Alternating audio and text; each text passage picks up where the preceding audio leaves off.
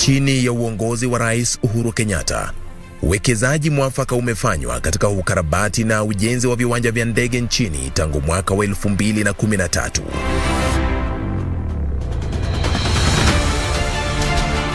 Wiki hii kwenye Project 254, hatutaweza kuinua hali ya maisha ya wananchi wetu bila infrastructure. Other than even Kenya Airports Authority improving on the airport facilities, infrastructure, we are also arriving faster than before. Nataka kushukuru Rais Uhuru Kenyatta kwa kutuletea mradi nzuri kama hii hapa Isiolo, mradi hii wa Isiolo International Airport. Tumepata hapa employment.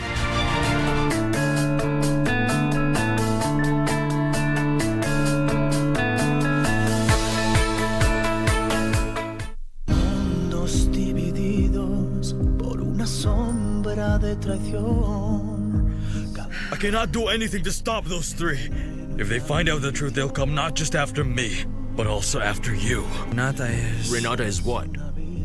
Renata isn't for you. I've told you till I'm blue in the face, but you won't listen. I thought you'd gotten over that. It seems you haven't. You can think whatever you want. We are here trying to make sure that justice is done, yes, but not for revenge.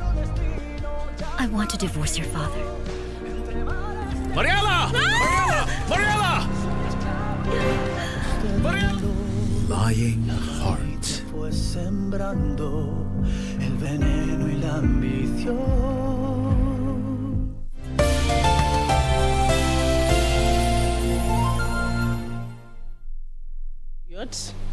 And Senator Dr. Isaac Mwaura will also be debated this afternoon.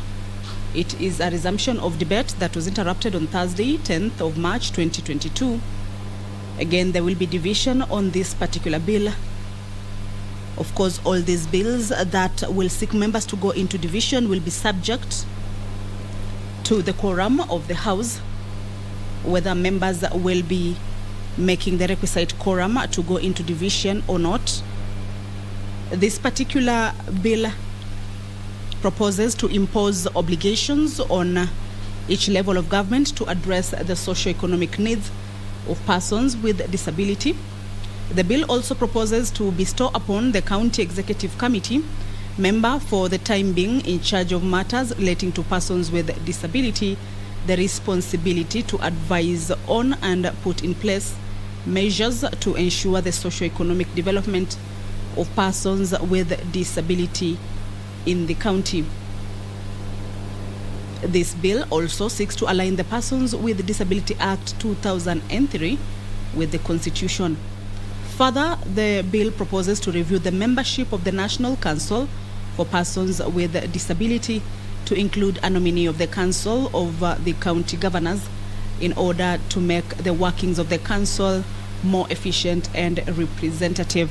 It is a bill that it is at the second stage on the floor of the Senate chambers, and its debate will be resuming this afternoon, and then members will be going into division to consider the amendments or the proposals in this particular bill. There is also a motion on the adoption of reports of the sessional committee.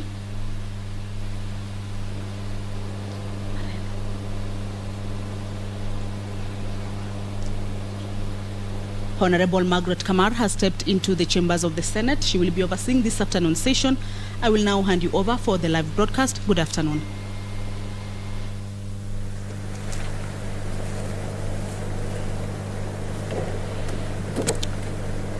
Prayer.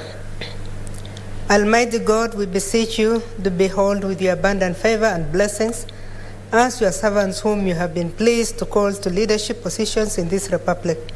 We seek guidance to treat and consider all matters that shall come under our deliberations in so just and faithful a manner as to advance the peace, prosperity, and welfare of our country and of those whose interests you have committed to our church. Amen.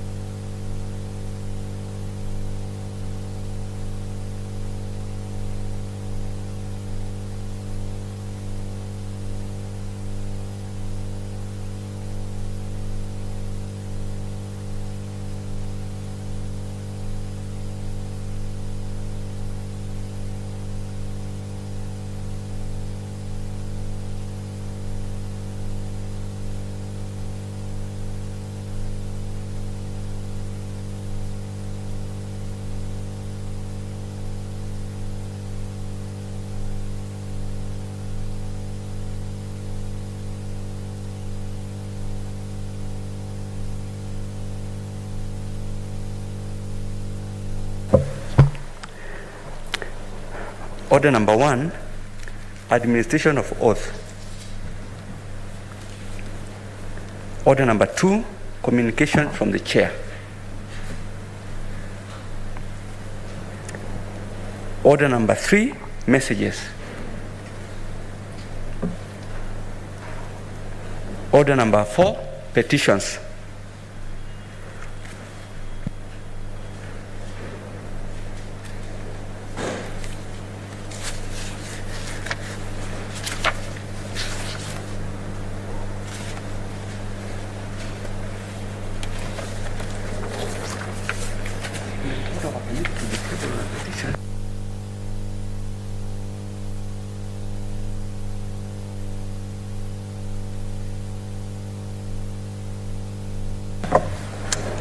Honorable members, we know that there is a petition from the chairperson, Standing Committee on Agriculture, Livestock and Fisheries.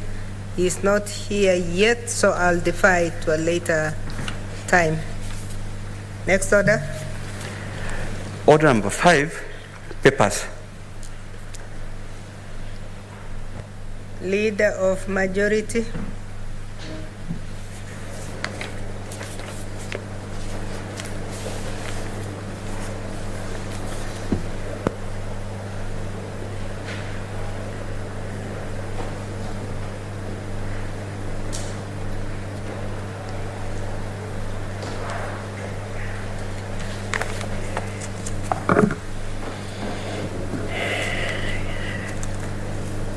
Madam Speaker, I beg to lay the following papers on the table of the Senate today, 23rd March 2022. 1. The Intergovernmental Relations Alternative Dispute Resolution 2021 Regulations Legal Notice number 4 of 2022. 2. Report of the Control of Budget on the first half National Government Budget Implementation Review for the financial year 2021-2022. 3. The National Land Commission Annual Report for financial year 2020-2021. 4. The report of the Auditor General on the financial statement of Garissa County Investment Development Authority for the year ended 30th June 2020. 5. The report of the Auditor General on the financial statement of Busia Water and Sewerage Services Company Limited for the year ended 30th June 2020. 6. The report of the Auditor General on the financial statement of Bungoma County Assembly Car Loan and Mortgage Scheme Fund for the year ended 30th June 2020. 7. The report of the Auditor General on the financial statement of Kisumu County Trade Fund for the year ended 30th June 2020. 8. Report of the Auditor General on the financial statement of Kisii County Alcoholic Drinks Control Fund for the year ended 30th June 2020. 9. The report of the Auditor General on the financial statement of Kisii County Assembly Car Loan and Mortgage Fund for the year ended 30th June 2020.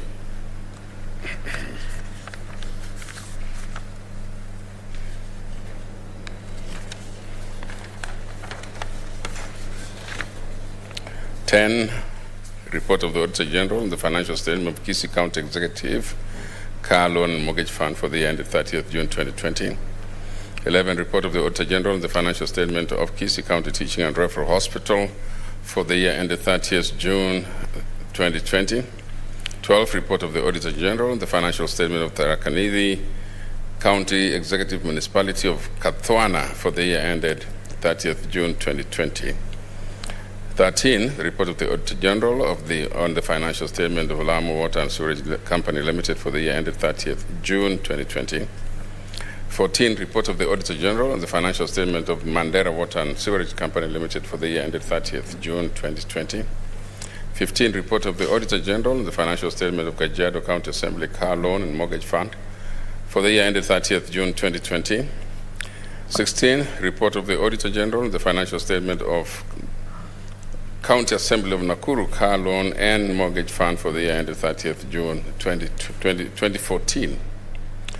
17. Report of the Auditor General on the financial statement of County Assembly of Nakuru Car Loan and Mortgage Fund for the year ended 30th June 2015. 18. Report of the Auditor General on the financial statement of County Assembly of Nakuru Car Loan and Mortgage Fund for the year ended 30th June 2016. 19. Report of the Auditor General on the financial statement of County Assembly of Nakuru Car Loan and Mortgage Fund for the year ended 30th June 2017. 20, report of the Auditor General, the financial statement of the Nakuru County Bursary Fund for the year ended 30th June 2020. And 21, report of the Auditor General, the financial statement of Nakuru County Emergency Fund for the year ended 30th June 2020. 22, report of the Auditor General, the financial statement of Central Rift Valley Waterworks Development Agency for the year ended 30th June 2020.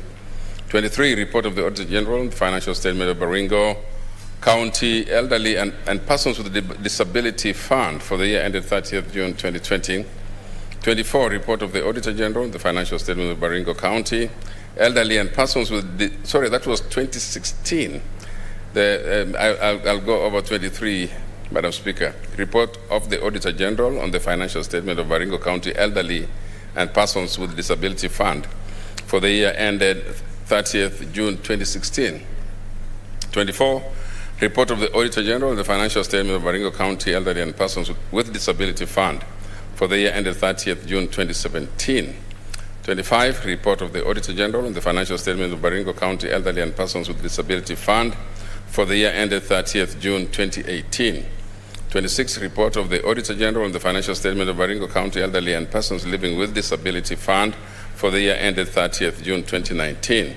27, report of the Auditor General on the financial statement of Nyandarua County Emergency Fund for the year ended 30th June 2020. 28, report of the Auditor General on the financial statement of Vihiga County Education Fund for the year ended 30th June 2020. 29, report of the Auditor General and financial statement of Nyamira County Education Support Fund for the year ended 30th June 2020. 30, report of the Auditor General on the financial statement of Masai Mara Community Support Fund for the year ended 30th June 2020. And 31, report of the Auditor General on the financial statement of Meru County Executive Staff Housing Fund for the year ended 30th June 2020. Madam Speaker, I lay the papers. Thank you, Leader. Next order.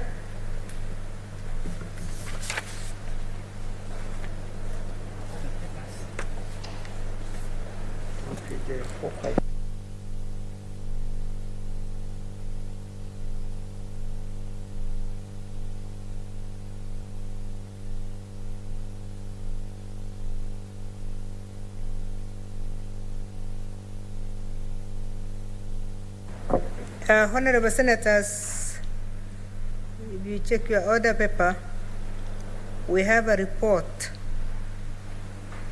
that is a report of the Standing Committee on Finance and Budget on the County Resources Development Bill, Senate Bills number 45, 2021. Any member from Finance?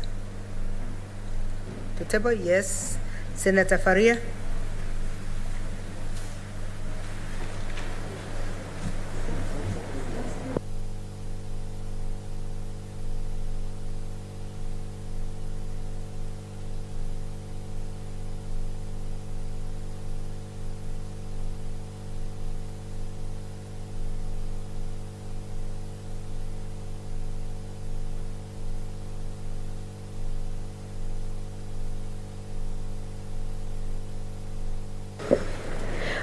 Madam Speaker, I beg to lay the following papers on the table of the Senate today, 23rd March 2022.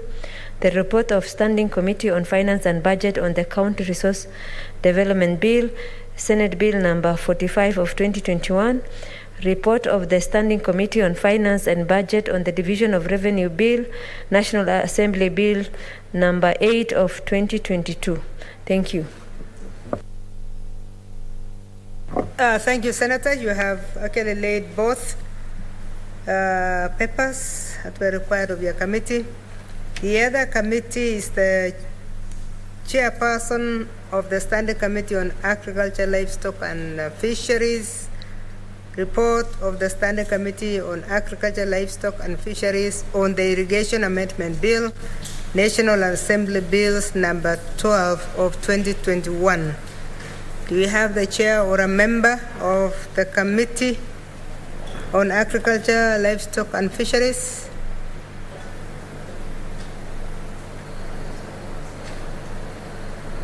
Senator Faria, can you do that as a member of leadership?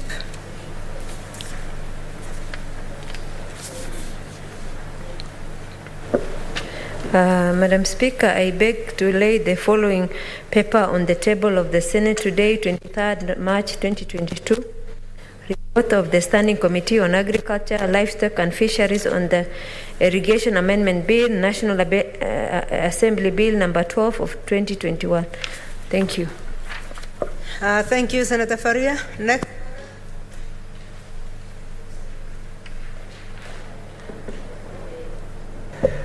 Order number 6, notices of motion. Order number 7, statements.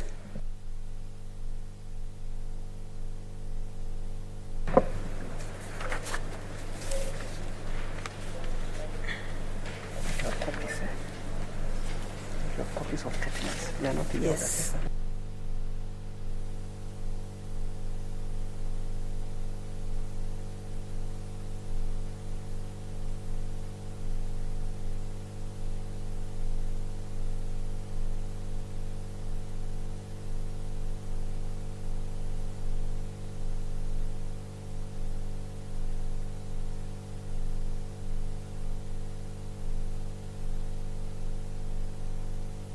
Okay, the first statement will be by Senator Mohamed Fakir.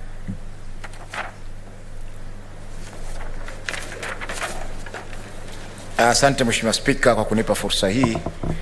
Nimesimama kuambatana na kanuni ya 48(1) ya kanuni za kudumu za Senate kuomba kauli kutoka kwa kamati ya barabara na uchukuzi kuhusu ujenzi wa mahakama mpya katika kaunti ya Mombasa.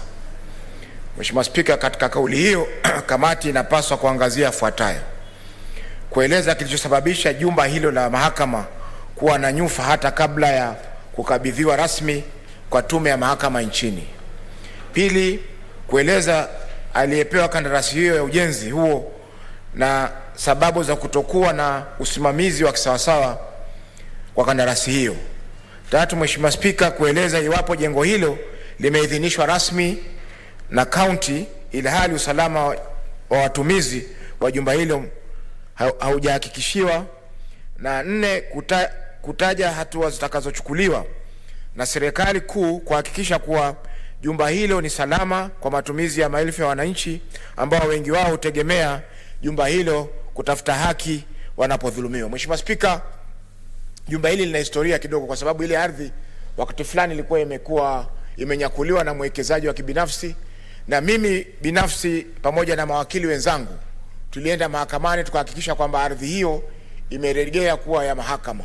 Kwa hivyo itakuwa ni kinyume na matarajio yetu kwamba kutajengwa mahakama pale ambayo tayari imeweza kutoa nyufa kabla ya jumba hilo halijaweza kukaliwa. Mheshimiwa Spika, ikikumbuka kwamba Mombasa mahakama ya kwanza ilijengwa mwaka 1903 na mpaka leo mahakama hiyo iko inatumika, na vile vile pia iko thabiti, ni thabiti zaidi kuliko ile ambayo imejengwa hivi sasa. Asante Bi Spika kwa kunipa fursa hii. Thank you, Senator. The next statement is from Senator Musuruve. Sorry, that's 47. That's 48-1. Let me see. I have another 48-1 since I had moved out. Senator Enokio, no. Okay, so let's go to 47-1 and start with Senator Gertrude Musuruve. Thank you, Honorable Speaker, for giving me this opportunity to make a statement on an issue of general topical concern on the World Meteorological Day. Honorable Speaker, pursuant to Standing Orders 47-1, I rise to make a statement on an issue of general topical concern on the World Meteorological Day. Honorable Speaker, the World Meteorological Day takes place every year on 23rd March and commemorates the coming into force on 23rd March 1950 of the convention establishing the World Meteorological Organization. The day showcases the essential contribution of national meteorological and hydrological services to the safety and well-being of society and is celebrated with activities around the world. Additionally, this day enlightens people on their role in protecting Earth's atmosphere. The themes chosen for this day reflect topical weather, climate, or water-related issues. Specifically, this year's theme turns the focus on the intense weather patterns due to climate change. Honorable Speaker, it is noteworthy that climatic conditions propel people, decisions, and policymakers to behave in certain ways. Any predicted information on climate change, when disseminated in good time, helps farmers and people of all walks of life prepare themselves adequately for the future. For instance, when the condition is rainy or sunny, people will dress according to the state of the area. When traveling to a different location, proper predictions of the climate conditions will help in choosing the right wear. Knowledge of climate conditions in a region, on the other hand, will help farmers know when to till land and when to plant. This in turn provides important information for traders and middlemen in a region. This indicates the important role played by meteorologists in examining and planning the spread of extreme weather beforehand and offering advice accordingly. Honorable Speaker, just to illustrate the salient role meteorologists play in the information they give, the Director Meteorology, Kenya, announced the patterns of rainfall in various parts of the country, hence alerting farmers to be ready for the planting season. Northern Kenya is predicted to remain dry until early April. Hence, no planting or harvesting of water will be there. This information enables the government to make interventions where necessary, including giving incentives to farmers such as fertilizer, as well as advising farmers on times to harvest. Honorable Speaker, as we celebrate this day, Honorable Speaker, I wish to urge the national government to invest more resources in the meteorological sections in order to help in giving appropriate predictable climate patterns and changes for government interventions. Further, I urge the government to deliberately ensure that the department is devolved and locals are trained in making appropriate predictions on the climate change in their counties.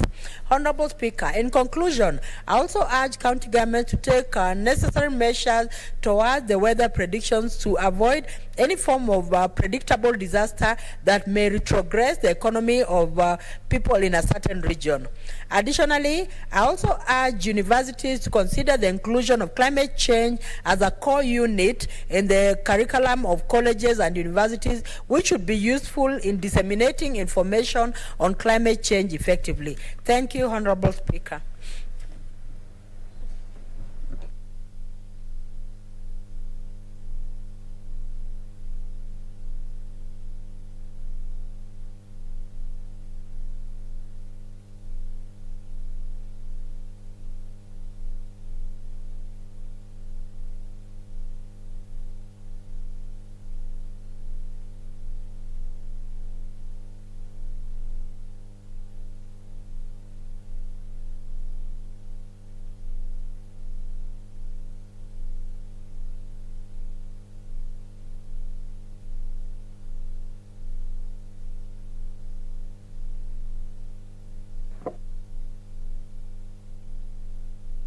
Thank you, Senators.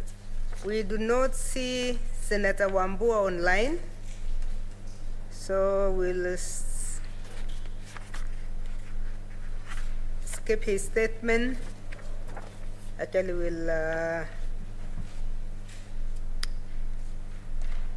we'll skip them. Maybe if he reapplies tomorrow, you'll get it.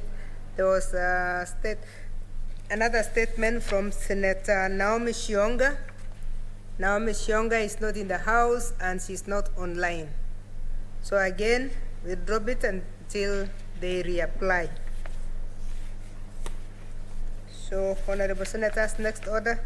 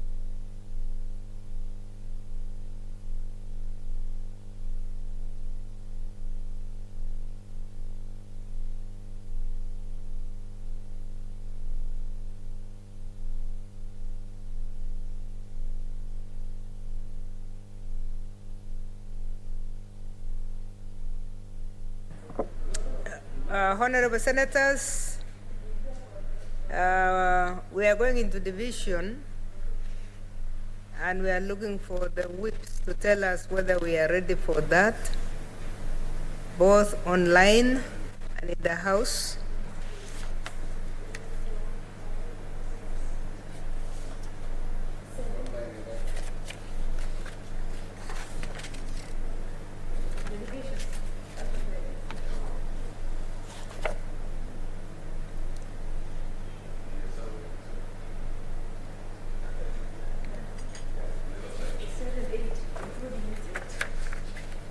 Okay.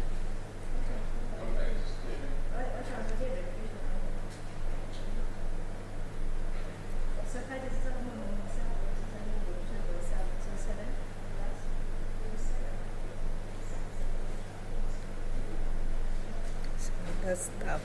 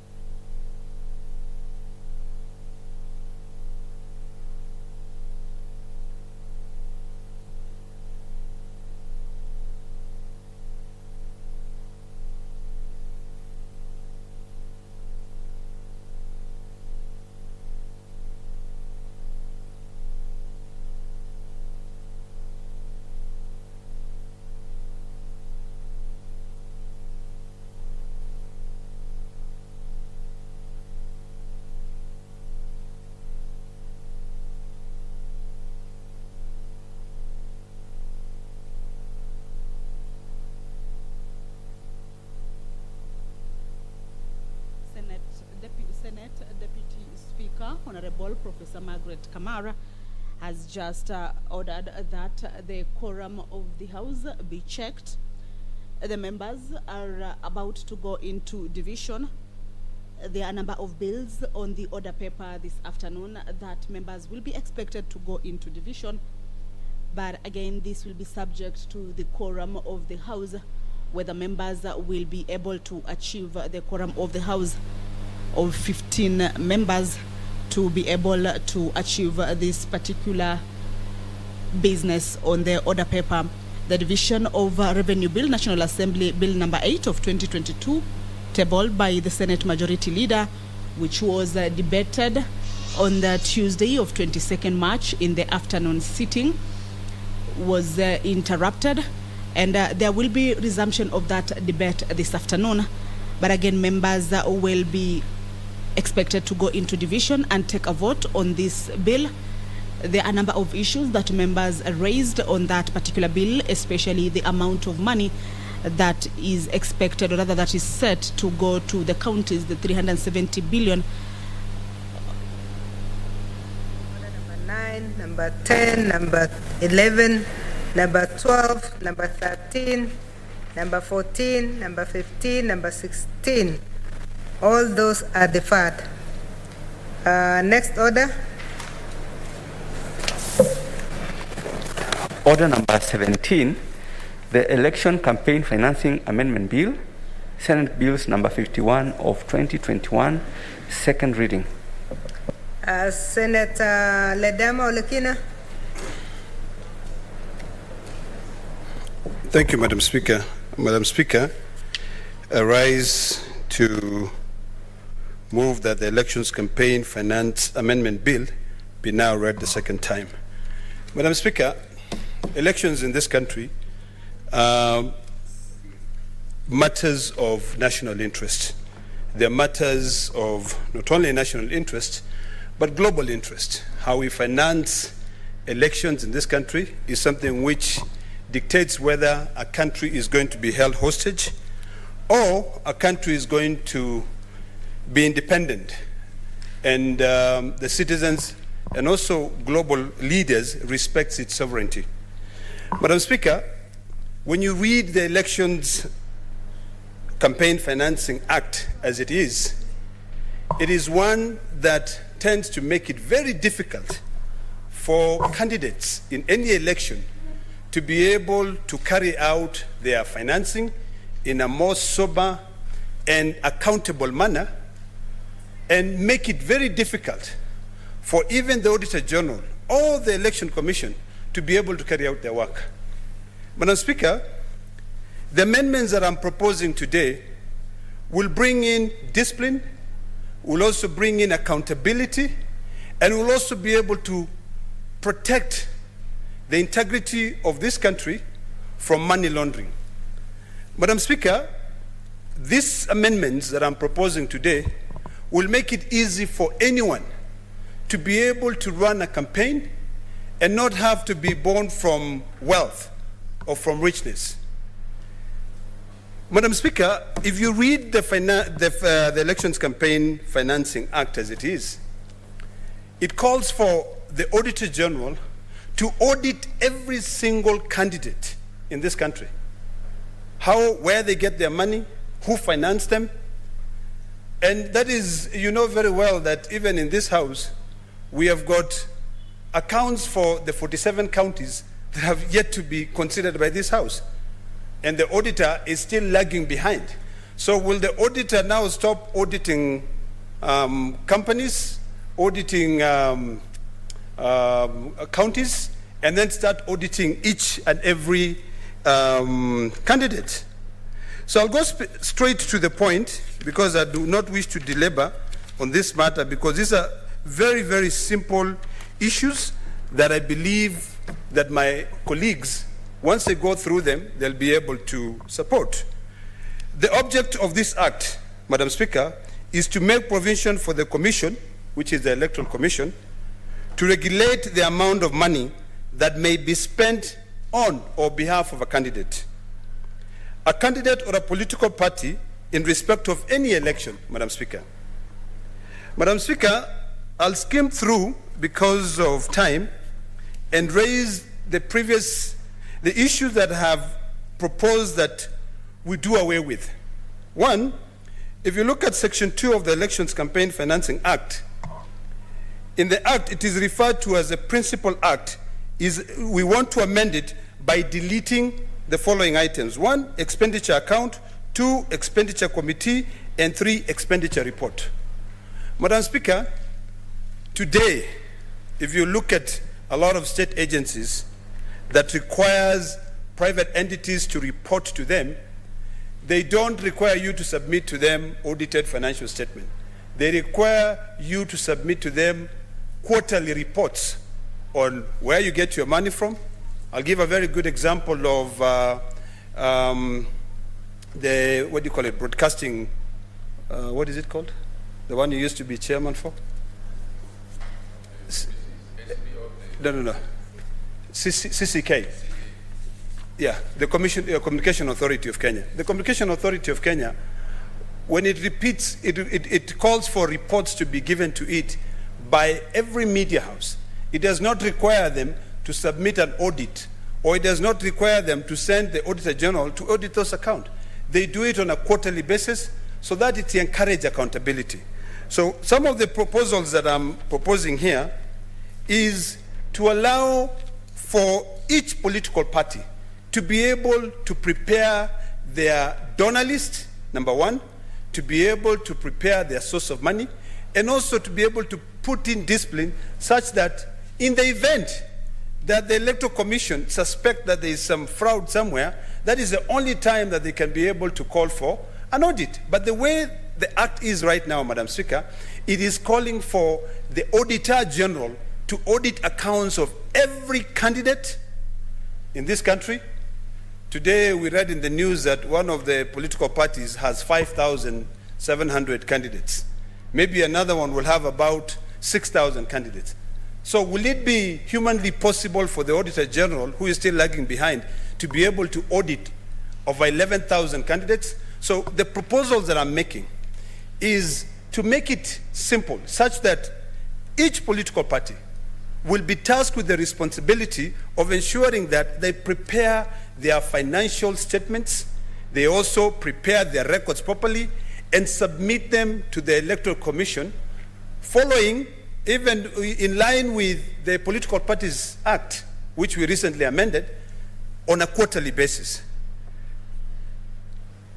Now, the other big issue that we have, Madam Speaker, which I'm proposing some amendments, and I hope that my colleagues will take some time and read, because it's a very, very basic but, well thought out amendments, have to do with the money, where the money comes from. If you look at Section 12 of my proposal, is that I'm proposing to amend the Principal Act by deleting that section and substituting therefore with the following new section. A political party shall not accept a donation if the donation is not made or permissible by a donor. The party is unable to ascertain the identity of the donor, and for the purpose of that subsection 1, there are certain prerequisites that must be met. Number 1, it must be an individual donor who is also a registered voter in this country. Number 2, it must be a registered body or corporate carrying out business in this country. Number 3, it must be an unincorporated body or 2 or more persons who carry out businesses in this country, but it cannot be from a foreign donor. Because the moment you allow foreign donors to be able to donate to every candidate, then that candidate will become hostage, or will be held hostage by that foreign donor. Section 14 of my proposals, states very clearly that a candidate or a political party or a referendum committee shall not receive any donation made directly from a foreign government. In most cases, you'll find non-governmental organizations, let's say in the US, in the UK, that may have an interest in meddling in foreign governments' politics. So these amendments that I'm proposing is to bar those institutions from interfering with our sovereignty, the sovereignty of this nation. So no political candidate or political party shall be allowed to solicit money from a foreign government. I'm also proposing to delete Section 15 of the Principal Act and amend it by deleting subsection 1 and substituting 2 by deleting paragraph C and inserting the following new subsection immediately after subsection 2. The request under subsection 2 shall be specific. The authorized signatories of the company's financial account opened by the organization who shall be authorized person under this act. That clearly, Madam Speaker, is to make it easy such that every political leader or candidate shall open an account, and in that account they shall deposit all the money that they will be able to solicit from the public.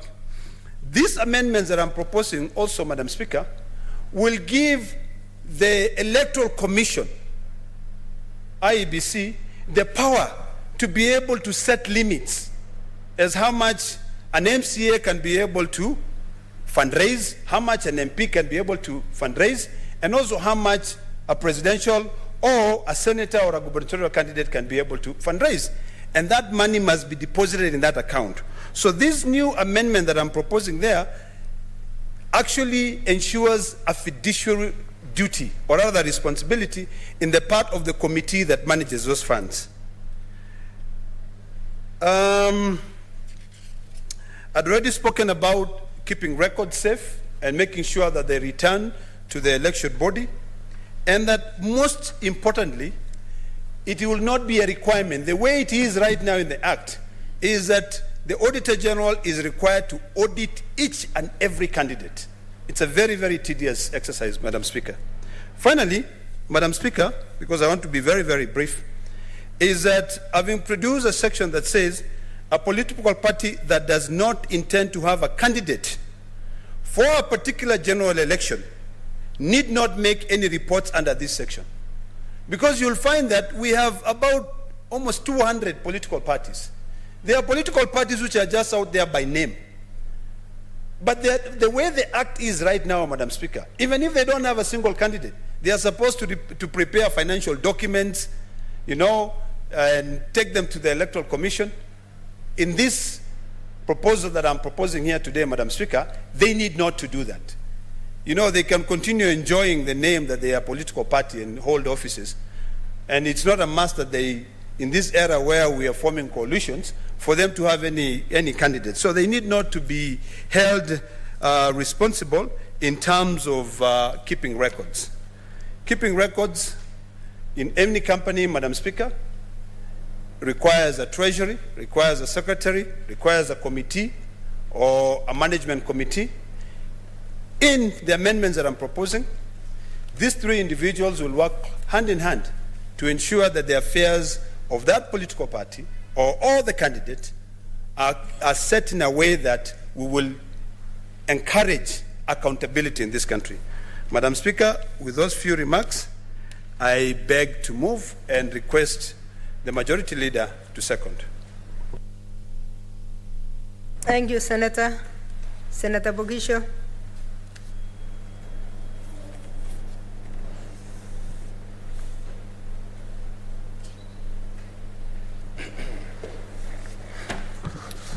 Madam Speaker, I beg to second.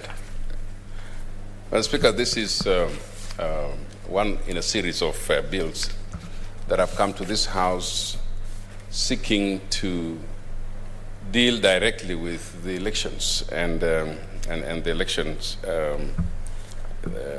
Act. Madam Speaker, if it is very much in the interest of all of us who are running, and those of us even who probably run political parties, that political parties be in a way guided, and also individuals running for office be guided in as far as controlling the limits of financing and spending in campaigns. Madam Speaker, like my friend has said, Senator Olekina, it should be possible for anybody in Kenya to run for any office.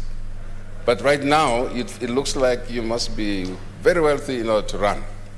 And so the bill is coming to an amend the existing laws so that, Madam Speaker, it is possible to control spending. And that's why it is here. The purpose of the bill has been to remove some definitions, remove the requirements for us to have a committee for spending, remove the demands, the request for expenditure reports, the committee for referendum committee spending, and also limits the powers of the Auditor General from many times seeking to audit. Once you've controlled the limits, I mean, it will not be necessary to have those regular audits that come the Auditor General from dealing with auditing those funds. And so, Madam Speaker, I think the whole object is for us to support this bill as part and parcel of the general consensus on how should elections be limited in terms of expenditure. Right now, you can get your money from anywhere. Right now, you can bring monies, you can have no reporting, and so on. But here we're saying let's try and control the influence of external forces financially from entering our political system, so that we don't have interference from foreigners or foreign countries dealing directly with our elections. And I think that's what the move of this bill is trying to help us to understand and to move with. Madam Speaker, for those of us who seem to be sometimes unable to raise so much money, we should be able to then be controlled by the Electoral Commission to say, therefore, these are the limits for MCA, these are the limits, upper limits, but probably upper limits for MCA, for the Member of Parliament, for Governor, for Senator, so that there's no abuse of the system. So I would like to commend this bill to members to consider it, to pass it. I don't know whether it's going to be able to help in this particular election, but I'm sure that it will make a contribution to the electoral processes in the cycles to come. And so, Madam Speaker, with those few remarks, I want to congratulate my friend, Senator Olekina, for bringing this very practical amendments to the Elections Act, and to bring us to the place where we can begin to think seriously about how we finance ourselves and how our finance. I think it's really recommending that we raise our money here. The way Kenyans are used to raising funds for schools, we're used to raising funds for our sick people to go overseas, we're used to raising funds to support families in chamas, in Harambes and things like that. We can raise these funds locally and be able then to run our own elections, so we don't have to be guilty and cannot stand firm because somebody outside there has supported you and supported your election. And so I'd like to commend this to members, and Madam Speaker, I second. Thank you.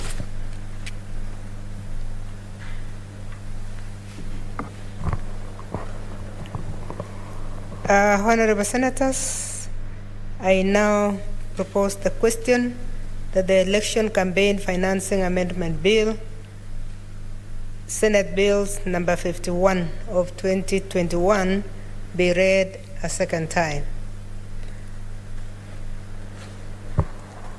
Senator Matsayo Stewart Mwachiru.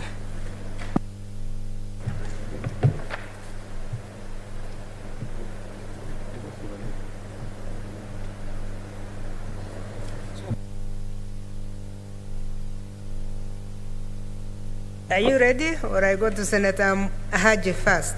I wasn't prepared properly. I'm just coming back. Senator Mwinyi Haji Mohamed Faki. Asante Mr. Speaker kunipa fursa hii kuchangia mswada wa marekebisho wa sheria ya uchaguzi. Mheshimiwa Speaker, uchaguzi ni gharama kubwa sio kwa serikali peke yake, lakini pia kwa wagombea tofauti tofauti ambao wanagombania viti tofauti katika uchaguzi huo. Na ipo haja ya kudhibiti matumizi wakati wa uchaguzi, kwa sababu kuna wengine ambao wako tayari kununua uchaguzi ili sauti ya wale ambao wana haki ama wale wanyonge isiweze kusikizwa. Kwa hivyo mswada huu, Mheshimiwa Spika, umekuja wakati mwafaka, wakati tunajitayarisha kwenda katika uchaguzi mkuu wa tarehe 9 mwezi wa 8 mwaka huu, na itasaidia pakubwa sheria hiyo wakati itapitishwa, Mheshimiwa Spika, ili kuweka wazi na kudhibiti matumizi wakati wa uchaguzi.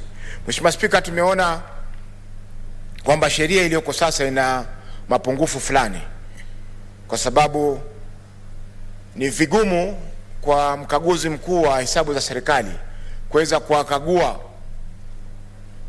wanasiasa wote ambao wanagombania viti katika uchaguzi. Mheshimiwa Spika, tumeelezwa hapa chama kimoja tayari kina wagombea 5,000. Wakati mkaguzi mkuu, Mheshimiwa Spika, inamchukua zaidi ya mwaka kuweza kuwakilisha ripoti za kaunti 47 na mabunge 47 ya mabunge ya kaunti ambao yako katika nchi yetu. Kwa hivyo watu 5,000 au zaidi ya watu 10,000 ambao watagombania viti tofauti tofauti, itakuwa ni shida sana, Mheshimiwa Spika, kuweza kumpata mkaguzi mkuu wa serikali kuweza kukagua na kuona kwamba hesabu zao ziko sawa sawa. Na hivyo basi ipo haja ya kudhibiti sheria hii ili tuone kwamba watu hawapotezi nafasi zao, ama watu hawafanyi matumizi zaidi ya yale ambayo sheria inasema. Mheshimiwa Spika, tumeona hapo nyuma kwamba hivi sasa tayari wagombea tofauti tofauti wameweza kutumia fedha kinyume na sheria, kwa sababu wengine walianza kampeni mwezi wa 6 mwaka jana, utaona mabango sehemu tofauti tofauti. Wengine walianza miaka 5 nyuma wakisema kwamba 10 yako 10 yangu. Kwa hivyo tayari sheria imeweza kukeukwa, lakini nafikiri kuwapo kwa sheria hii itasaidia pakubwa kuweza kuweka laini mambo ya fedha ya kila mgombea. Na mheshimiwa, hii itakani iwe ni Auditor General, mkaguzi mkuu kuja kukuambia utoe hesabu zako. Inavyopendekezwa katika sheria ni kuwa kila chama kitaweza kupeleka hesabu zake, na hiyo itasaidia pakubwa kupunguza ile kazi ambayo mkaguzi mkuu wa serikali angeweza kufanya. Kwa hiyo Mheshimiwa Spika, naunga mkono sheria hii na naomba maseneta wote waizingatie ili tuweze kuipitisha kwa haraka, ili iweze kusaidia na iwe ni mchango mkubwa kuleta uchaguzi ambao utakuwa wa haki na usawa katika nchi yetu. Asante Mheshimiwa Spika. Asante Senator Faki. Senator of Vihiga, Senator Aneri George. Madam Speaker, I want to thank you for giving me the opportunity to make my remarks on the amendment bill that was brought by my good friend, the Senator for Narok. Madam Speaker, I think he's proposing 3 major amendments. But just before I comment on those amendments, I want to say that the law itself, the campaign financing bill, is a good law, because what is turning out in Kenya now is that elections have now become a preserve of the who is who, people who have money, people who can finance elections. So we must be able to come up with legislation that can provide a level playing ground for all Kenyans. Madam Speaker, there are so many Kenyans out there who can make very good leaders, extremely good leaders, but they don't even dare move near elections because they cannot finance the elections. It has become running for elections has become an elite's club for the who is who, and those who have the means to be able to run a campaign. I therefore fully support these amendments being brought by my brother, the Senator for Narok. The first one being that it is not practically possible to audit all candidates participating in elections. And he put it very well. I have sat in the Public Accounts Committee of this House, and I know the overwhelming work that the Auditor General has in auditing the national government and its ministries and its departments, auditing the county governments and the county assemblies. Madam Speaker, as we sit right now in this Senate, we are looking at accounts of 2-3 years ago. We are not even a year behind. We are about 2-3 years before. So we're just doing a postmortem, simply because the reports came in late. So we cannot, on top of that, task the Auditor General to start auditing individuals who are participating in elections. So that deletion of that particular article of that legislation, I think should be effected, so that they can only audit a candidate or an individual who is suspect. Maybe something has been reported or something of that nature. Madam Speaker, the second amendment that my brother is seeking is to bar political parties and even candidates from receiving external monies, or rather donations from external forces, so as to participate in local elections. And I fully concur with that. Because if we continue with that, then we'll be reintroducing neo-colonialism. We do not want to have leaders who are captive or who will be held hostage by foreign forces simply because they were brought to office or they were supported to come to office by those foreign forces. And therefore, we must ensure that this particular amendment goes through, so that if you want to seek for support, financing of your election, then do it locally from Kenyans that you seek to lead, not from other external forces. So I support that second amendment fully.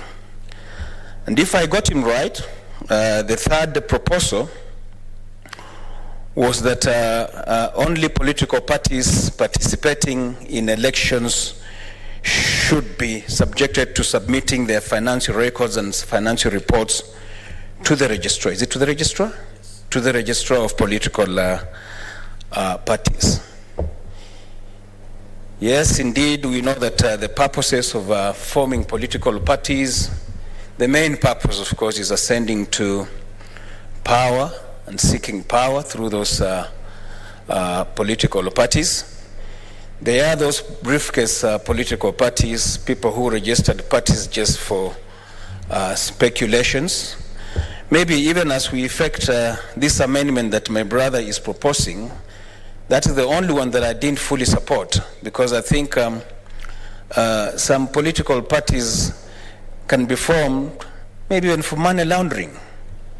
Yeah? So I think all political parties, there are not many. I heard you say 200. No, there are just about 82. 87 now, and I think 82 participating in election, but 87 registered. 82 that have been cleared to participate in elections, and the 87 that are registered. All the parties are 87. So that if we pass this particular amendment of subjecting only political parties participating in elections to submit their financial records, then we must come up with another clause in the law, so that if you form a political party and it's not participating in any election, elections come and go, you're not participating, then you're not worth being a political party. We must come up with a law. Such political parties must be scrapped. Because then what was the purpose of forming those political parties? So, Madam Speaker, I fully support. I will vote for these amendments. I know it may not be able for this to apply in this coming election. But it is a process. Legislation is a process. This brings good hygiene, even if it does not benefit this particular election. I'm sure if passed, then it will benefit the future elections. I therefore support the amendments. Thank you, Madam Speaker. Thank you, Senator. Any other member?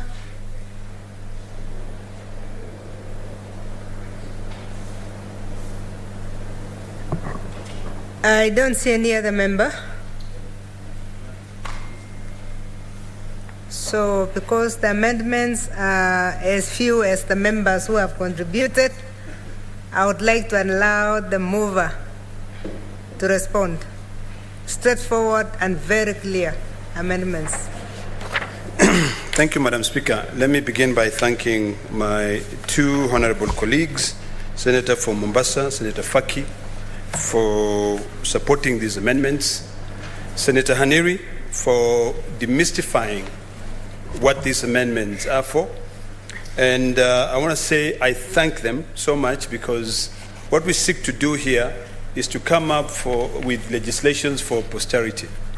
And he got it very well, and I just want to sum it up, that it is quite clear. There's only one thing that I did not mention when I was moving the amendments, is that one of the other objective is to remove the requirement for independent candidates, political parties and referendum committee to establish campaign expenditure committees to manage campaign funds on their behalf.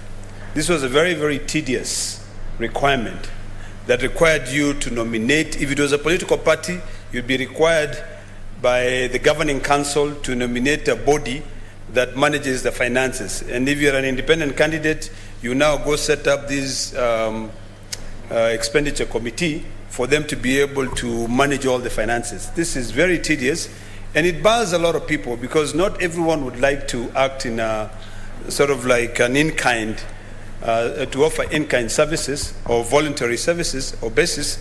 Other people require you to pay them. So if you are trying to look for money to be able to run a campaign, and yet the law requires you to set up a committee or people who will then be able to come and manage your resources for you, it makes it very, very tedious.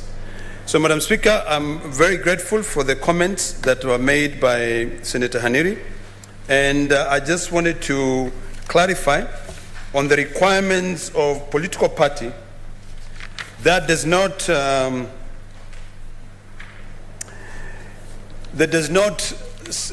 have any candidates in the election. What I meant is that a political party that does not intend to have candidates for particular general elections need not make reports under this section. There are those reports which are required by this amendment to be submitted on a quarterly basis.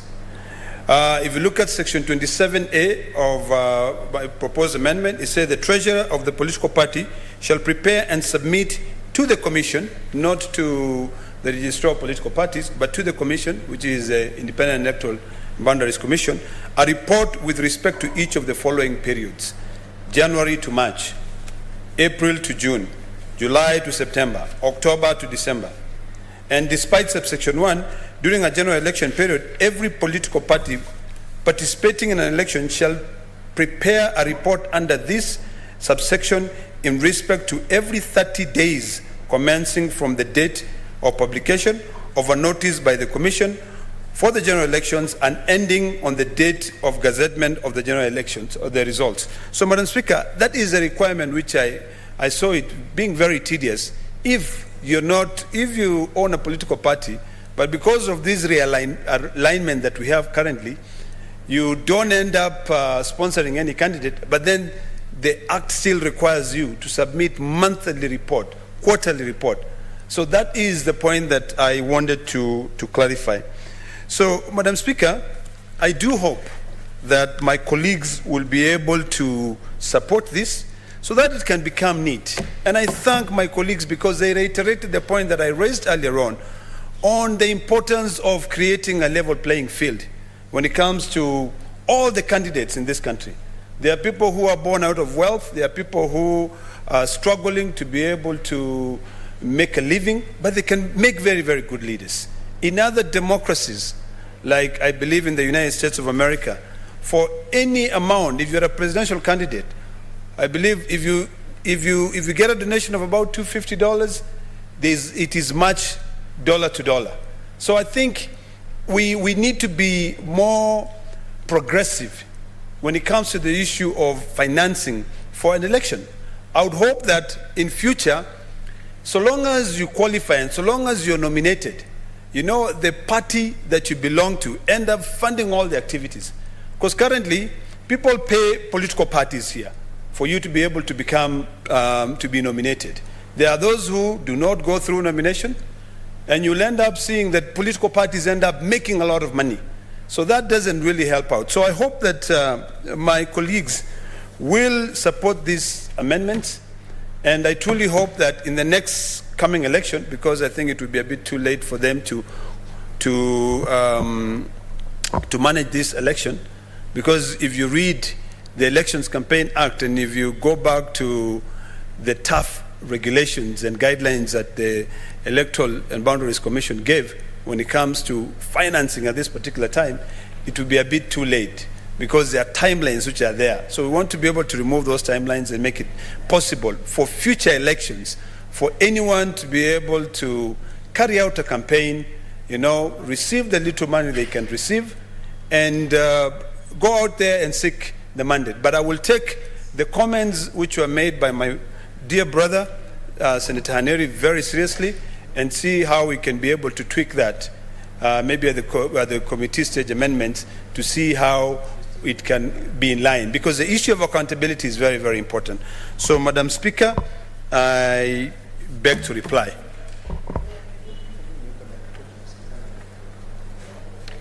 And also, Madam Speaker, I request that the putting of the question be deferred to a later date, pursuant to Standing Order number 61.3. Okay, thank you, Senator Ledama. I will try to put it in the order paper tomorrow so that we can vote on it. Next order.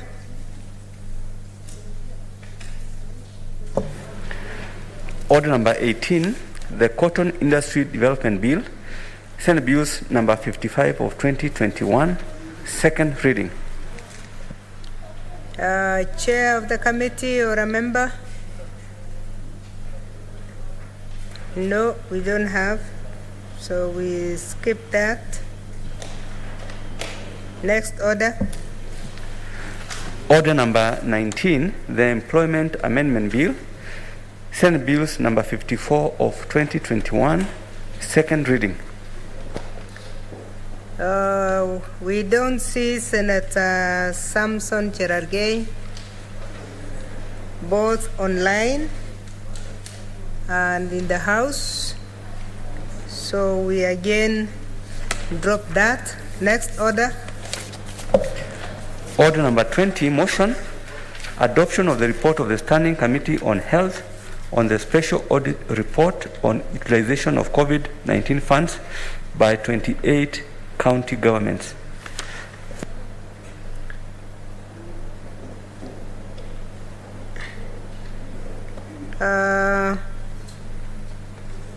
That's the chairperson, Standing Committee of Health.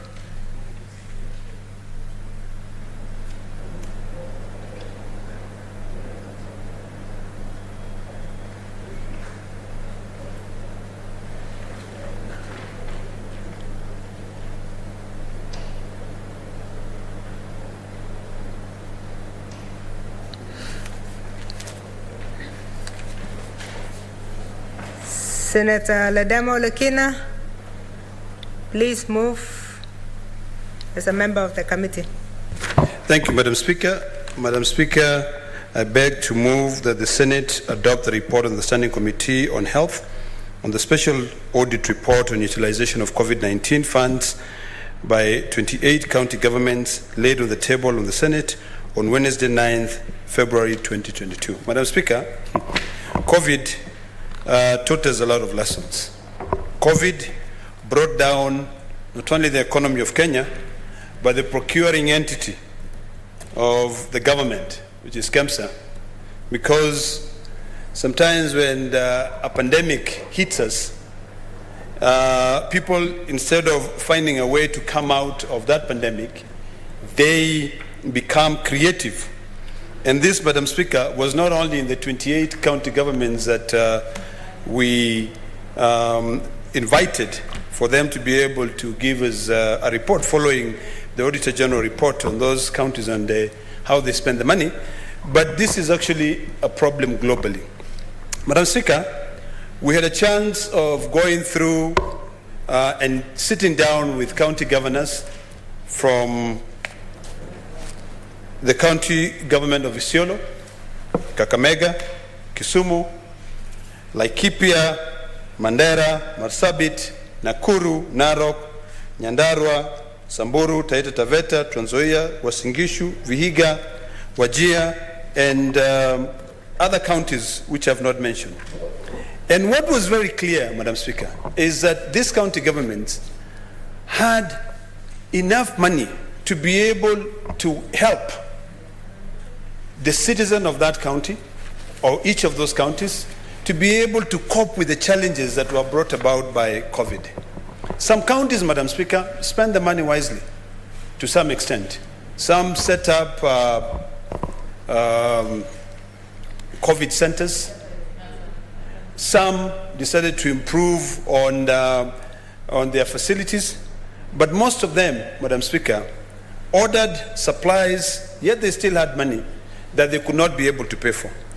It was very challenging, Madam Speaker, listening to county governors trying to explain how the money was spent, yet in the county governments, you will find that when you visit the counties, you'll find that most of those things were just put there in a rush, but there was no really well thought out ideas on how to maintain them.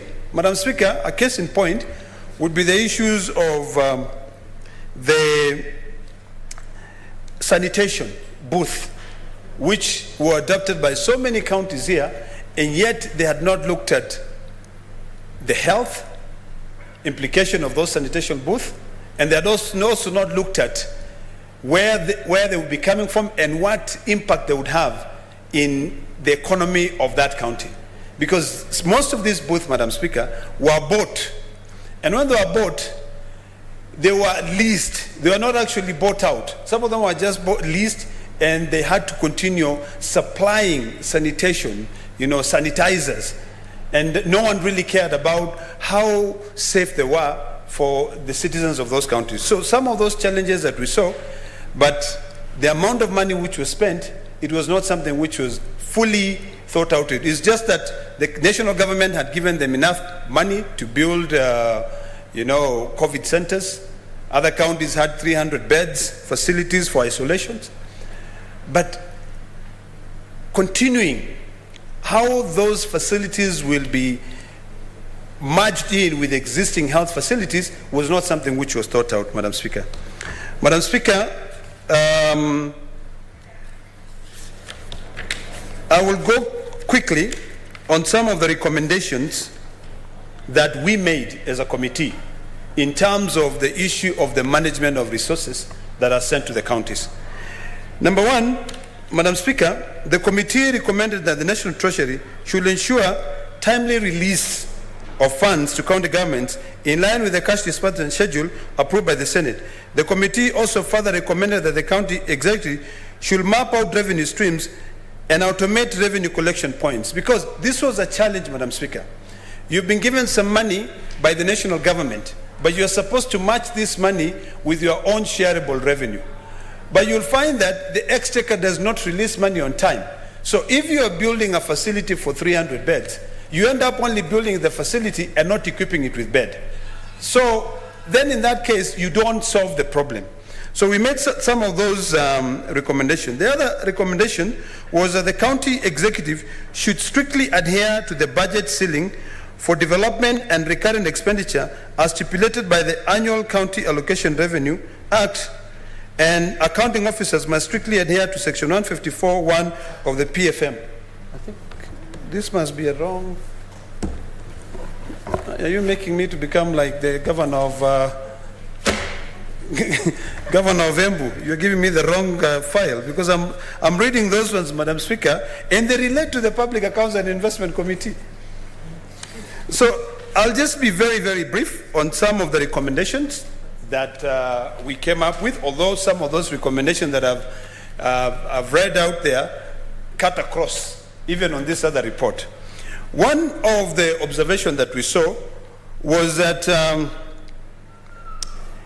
the county governments did not consider the donation that they received, either from the national government or from other donors, as part of their big budget. They had not foreseen this is a pandemic, and they did not carry out a supplementary budget. So we made a recommendation that says that future disbursements of COVID-19 funds should be, in addition to the CRA allocation criteria, be based on realistic work plan developed and approved by the respective county government, so as to provide an efficient and effective framework for utilization of the funds to mitigate against value for money risk. What we noted there, Madam Speaker, was that most county governments did not plan well on how to utilize that money, because it was not part of their budget. It was a pandemic. So they did not have work plans on how they will end up spending the money that they were given. So they hurriedly spend the money, and then after spending the money, Madam Speaker, they will now come back and then create new work plans. So that was a big challenge in all the 28 counties that we went through. The second recommendation that we made, Madam Speaker, in relations to how the COVID funds were spent, was that appropriate sensitization be done for the county public finance management officers on public finance and risk management during crisis and health pandemic. This will improve the capacity of county human resource to respond to COVID-19 and other related risks in an efficient, effective, economical, and ethical manner. Earlier on, Madam Speaker, I raised the point on people who took advantage of COVID, where the prices were hiked. And in fact, in this Senate, we were told so many stories of dead stock, which is still lying in KEMSA. So it is important, Madam Speaker, that all the 47 counties really start training their personnel on how to behave in the event of any risk, any pandemic, in terms of management of resources. Because you'll find that you'll have a lot of people who would want to support the county government. But if you're not trained on how to behave in an emergency or how to behave in a pandemic, then you'll end up spending money as if it is just free for all, and you will not be accountable for. The third recommendation that we came up with, Madam Speaker, was that appropriate consultation should be held between the two levels of governments to ensure accurate disbursements of the frontline health workers' allowances to mitigate against labor unrest and fiscal risk in the county government. The county government should also ensure they operate a single integrated payroll management system to ensure efficiency in payroll management. Madam Speaker, during the COVID pandemic, although I think we are still going through with COVID, there were so many labor unrest, and there were threats. I remember sitting down and trying to reason with clinical officers, with nurses, with the union, and it was becoming very difficult. And in fact, Madam Speaker, we held a joint meeting with our colleagues in the National Assembly. And we were asking these people to go back to work so that they can be able to help people navigate this COVID period. But because the county governments were not very clear on how to pay them allowances, some of them were downing down their tools and saying that we cannot continue going through hardship, yet we are not being compensated. It was a very, very difficult period, Madam Speaker. So we made the recommendation that it is imperative that county governments really invest a lot in their human resource. They should invest a lot in their nurses. If today, Madam Speaker, we are talking about the UK seeking to recruit 40,000 nurses in this country, yet in this country alone, we don't pay our nurses well. We know we don't create a good environment for them. So during a pandemic, of course, all of them will go to the UK and maybe be paid £1,000 a month. It will be better than what they will be paid here, because first, the exchequer will delay in sending their money, so they will not be paid. So these challenges are things that we must navigate to ensure that we run our counties in a more mature and in a more accountable manner. Number 5, Madam Speaker, is that the public finance management capacity of level 2 and level 3 health facilities be strengthened so as to ensure efficient and effective planning, budgeting, and utilization of funds, especially during pandemic. This will strengthen county government's responsiveness to COVID-19 and other pandemic. I want to reiterate that point again, Madam Speaker, that level 2 hospitals, level 3 hospitals, the capacity in those hospitals is very low. It is imperative that county governments, these governors should now start running those county governments as if they are businesses that intends to make profit, because you'll have to be, you'll have to care about every stream, every income stream, or any department that you run. If you run a department and that department is always in the red, there's no way you can be able to navigate an emergency or a pandemic. So it's important that the issue of public management, there are very simple legislation, Madam Speaker, that if each county government should really take time to ensure that the staff in those county governments understand, we can run this country in a better place. One is the Public Audit Act, Madam Speaker. Second is the Public Finance and Management Act. Number 3, Madam Speaker, is the Constitution of the Republic of Kenya.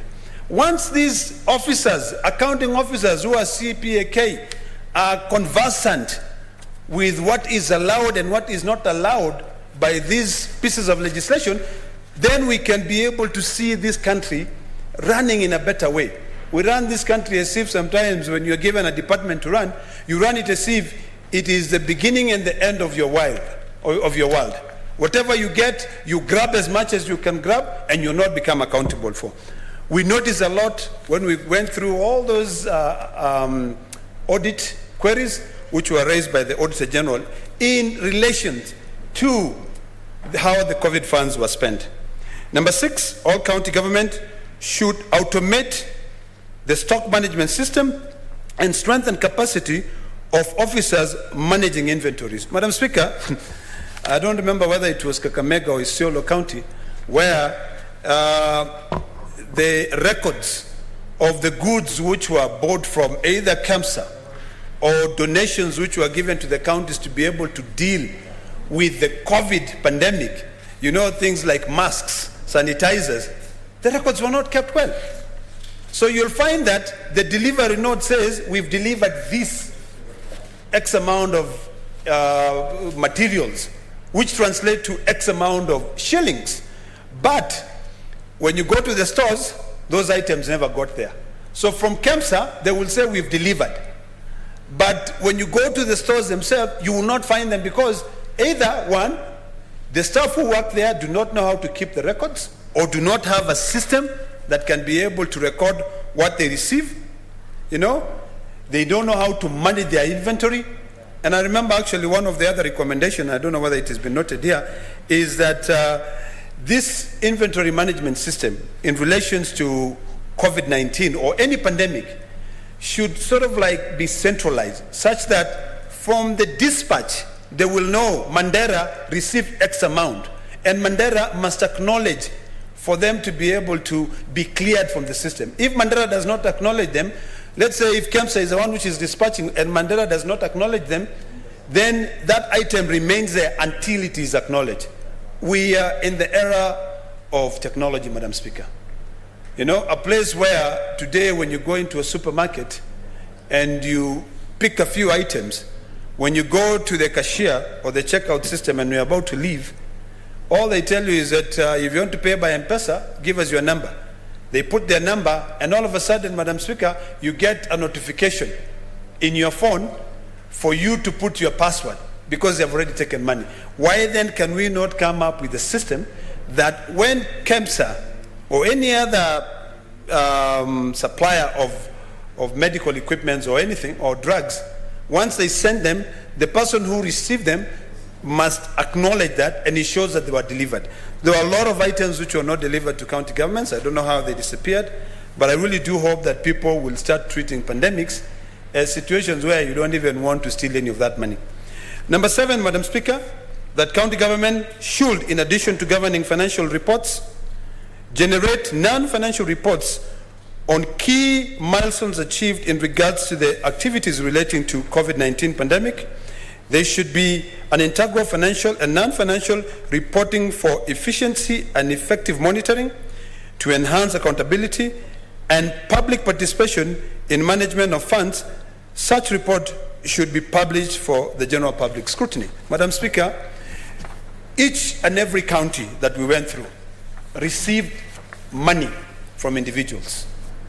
We know what the PFM Act stipulates when it comes to money that, in fact, I think it's Section 109 of the PFM Act that requires each and every county government to deposit all their money in one revenue fund account and then request that money from the controller of budget for them to spend that money. But if you look at the way, there was a county government which was given 300,000 shillings. And that 300,000 shillings which was given to that county government, it was impossible for them to deposit in the county revenue fund because they were given that money and they had to spend that money immediately. So the committee saw it fit for the county governments to come up with all those reports for financial management and also for non-financial management. Because if you are given 300,000 shillings, Madam Speaker, and you have in your chart of accounts, you have your revenue streams, how will you account for that money? So it was very, very important for us to really look at that. And maybe in future, Madam Speaker, we may need to amend the PFM Act such that we can take account of pandemics or emergency situations where county government can receive funds and they will not be required to deposit into the county revenue fund. The Act as it is right now, Madam Speaker, the PFM, Section 109, only exempt funds which have been set up which have been exempted by another Act of Parliament, like let's say, for instance, a hospital fund or an emergency fund. But in a pandemic, unless it is specific, because there are regulations on how money deposited in any funds are spent, it becomes very difficult and challenging. And we listened to the governors explaining how it was very difficult for them to deposit that money in the revenue fund and then call again for that money for them to be able to spend either to buy water, to buy sanitizers or anything to help their people navigate the COVID period. Number 8, that another recommendation that we gave was that the annual financial statements and reports of the county executive for the current financial year, which is 2020-2021, should include a comprehensive section on non-financial information in regards to the activity relating to COVID-19 responses. Madam Speaker, this recommendation was directed to the Auditor General, that when you now go to the county governments and you're auditing their financial statements, one of the most important things you should do is that you should realize that county government did receive donations. These donations were not to become the property of the governor or for them to run their businesses. The financial statement, you should ensure that when the county government is giving you their records, the Auditor General ought to ask this county government and their accounting officers to provide them with information on how they managed in-kind donations or COVID activities during that period, so that we can enhance accountability in this country. And finally, Madam Speaker, in some of the recommendations that actually I still have 2 more recommendations, the committee observed that there was need to strengthen internal processes that may have experienced the reported deficiencies. Further, they need to continuously build the capacity of the county public finance management officers who observed, I think that was supposed to be, that it was observed, that there's a typo here. We observed that it is important, and I think I reiterated on this point, that all those officers are continuously trained on financial management. Finally, Madam Speaker, the committee, having observed that the counties were in financial distress while responding to the effect of COVID-19 pandemic, and having noted the borrowing of monies from other government entities, recommended that the county officers endeavor to operate within the law in service delivery, even in times of pandemic. Further, the Office of the Auditor General review the query in its subsequent audit cycle to ensure refunds of the monies borrowed. And then number 11, the committee, having established the delay in exchequer releases, the committee having established that the delays in exchequer releases was a challenge that resulted to pending bills, recommends that the manner of pending bills be retained in view of the subsequent audit cycle. Madam Speaker, I want to suggest that in future, when the clerks are drafting this thing, to increase the font, because the font is too small for anyone to be able to see what they're reading. I think in conclusion, Madam Speaker, what we observed while we're interacting with the 29, is it 29 or 28? 28 county governments. You know, when this county government received this money, there are people who supplied equipment, they supplied material to help deal with this COVID. But until today, Madam Speaker, they have never been paid. The issue of pending bills is something which any civilized nation, any civilized county should not entertain. Because when you come up with a budget, Madam Speaker, you come up with a budget, you expect to run that budget, you should do so with the amount of money which is available to you. But when you create a budget and you do not have the money to fund it, it becomes problematic, because you'll end up killing businesses, people who have worked so hard, people who have borrowed money to be able to take advantage of that business opportunity, and then you don't pay them. It creates a big problem. So, Madam Speaker, I beg to move that the Senate adopts the report on the utilization of the COVID funds on the 28 countries. And give me 1 second.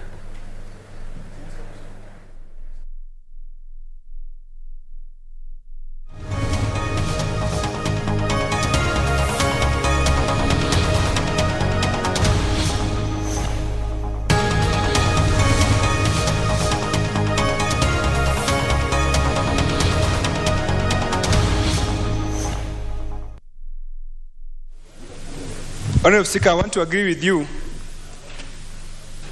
that this plenary is the ultimate budget